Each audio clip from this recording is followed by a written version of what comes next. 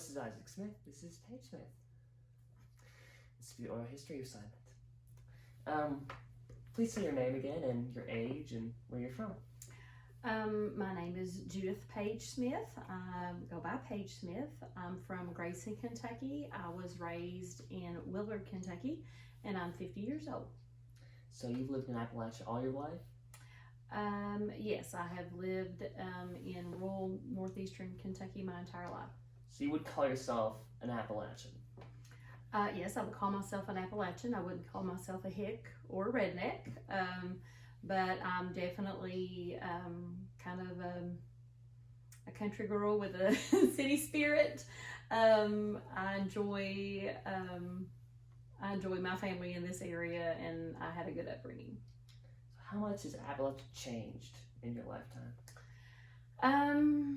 It's changed significantly, for the good and the bad.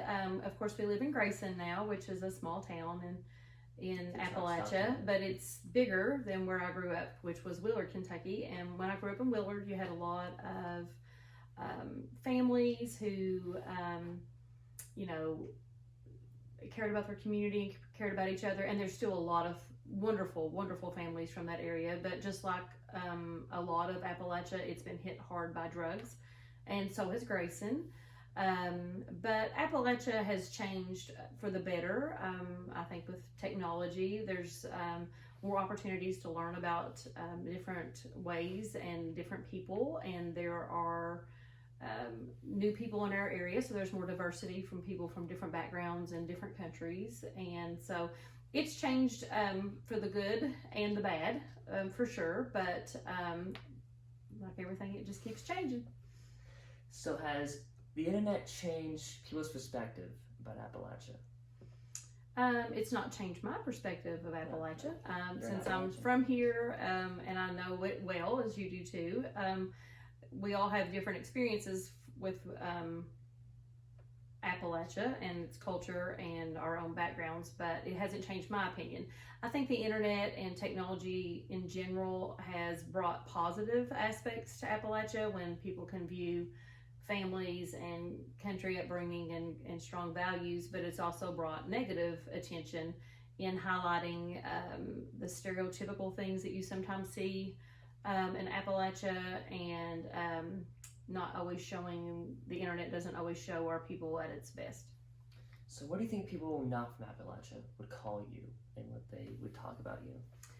Well, I've met people before that had negative opinions of me just from where I'm from. When I was in college, I had a classmate that to tell me that I was stupid and would always be stupid because I was from Kentucky. One time when she traveled through Kentucky, she said, "Wow, I was surprised. I thought all of you were poor."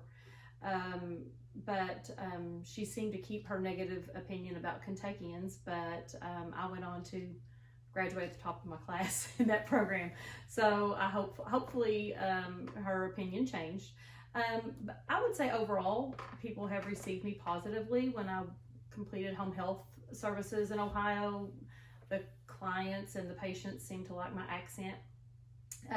There were a few that seemed concerned that I'd been to college in Kentucky, and had I went to college in Kentucky, clearly I would have been very proud that I actually went to college in Ohio. So when I told my patients from Ohio that I actually went to college in Ohio, they were like, "Okay, good, you can stay." So I looked at them kind of funny because it just never occurred to me that people would have the opinion that maybe a college education from my state wasn't good enough. But overall, I feel like people receive me positively when we travel. They seem to like my accent, want me to repeat things.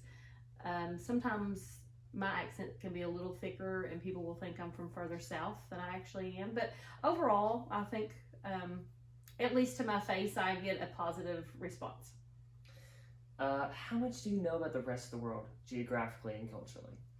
Well, actually, I would consider myself well educated in a lot of ways, but I feel like I have gaps in my education, and a major gap and something I need to do something about is I don't know enough about world geography. I don't know enough about world history. I couldn't tell you really much about European history, for example, at all. When I think back in Kentucky, you're taught Kentucky history in 4th grade. I learned a lot of U.S. history. I had world history in high school, but somehow I kind of feel It was like always the eyes of America. I think it was an American perspective, and although with the internet, I really don't have a good excuse for not knowing more about it at this point.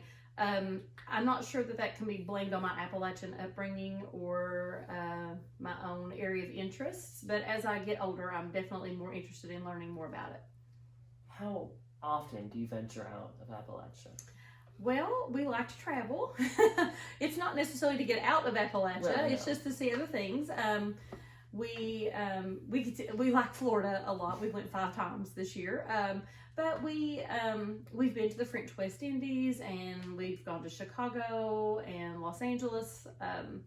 We enjoyed Kansas City and St. Louis, and of course Nashville. We've been to Miami twice, and planning to go to Miami again. There's a lot of cultural diversity in Miami, and it's probably one of our favorite places in the U.S. to visit. Do you have any stories from when you've gone outside of Appalachia? Do you have any stories specifically, people discriminating you for being Appalachian? I don't really feel like I've been discriminated against from being from Appalachia. So it could be because if I'm traveling, I'm just so happy I'm not noticing. It's very possible. Or it could be that they are discriminating against me or being negative toward me once I'm not there.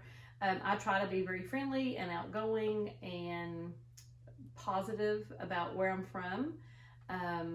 I try to make everyone feel welcome and included. So for the most part, that's the way people receive me too. All right. Well, that's all the questions I have. You done? I'm done. All right. Well, we're done here. Thank you.